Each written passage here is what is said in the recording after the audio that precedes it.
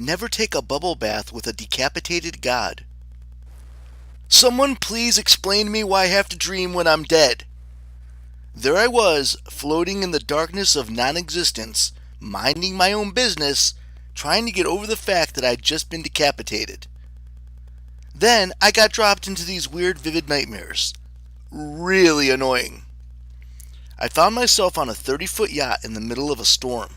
The deck heaved. Waves crashed over the bow. Sheets of gray rain slammed into the wheelhouse windows. In the captain's chair sat Uncle Randolph, one hand clenching the wheel, the other strangling his radio handset. His yellow raincoat dripped puddles around his feet. His close-shaven head glistened with salt water. In front of him, the control board's monitors showed nothing but static. "Mayday!" he yelled into the handset, like it was a stubborn dog refusing to do a trick. "Mayday! Curse you! Mayday!" On the bench behind him, a woman and two young girls huddled together.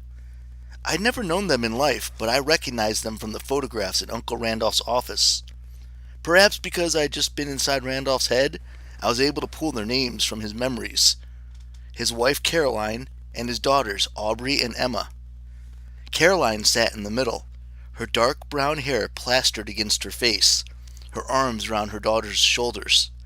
"It'll be all right," she told her girls. She glanced at Randolph with a silent accusation. "Why have you done this to us?"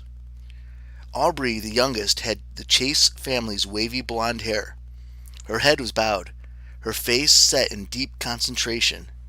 She held a model of the yacht in her lap, trying to keep the toy level despite the 15-foot swells that rocked the wheelhouse, as if by doing so she could help her father.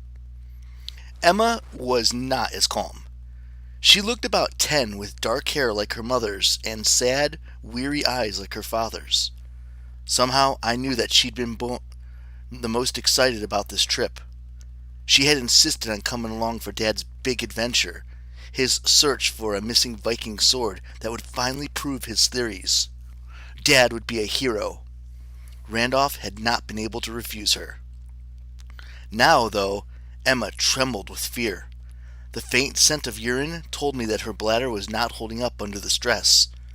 With each pitch of the boat, Emma shrieked and clutched a pendant to her chest, a runestone Randolph had given her for her last birthday.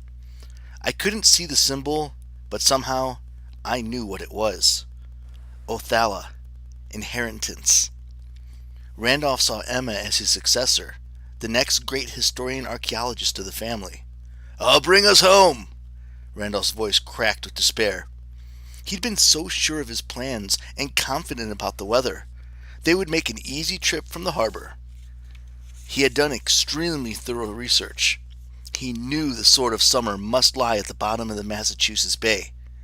He imagined himself making one quick dive. The old gods of Asgard would bless his efforts. He would bring the sword to the surface and lift its blade into the sunlight for the first time in 1,000 years.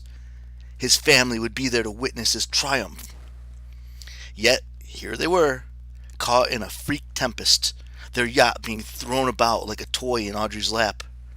The boat rolled to starboard. Emma screamed. A wall of water engulfed me. I surfaced in a different dream.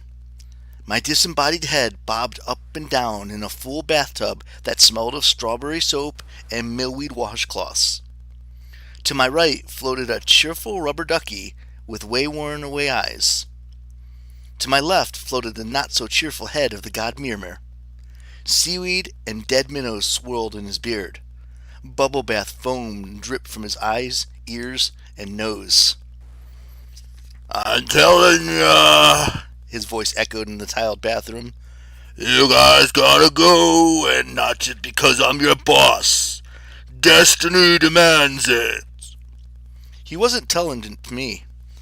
Next to the tub, sitting on a lovely avocado porcelain commode, was my friend Herstone, his shoulders slumped, his expression despondent.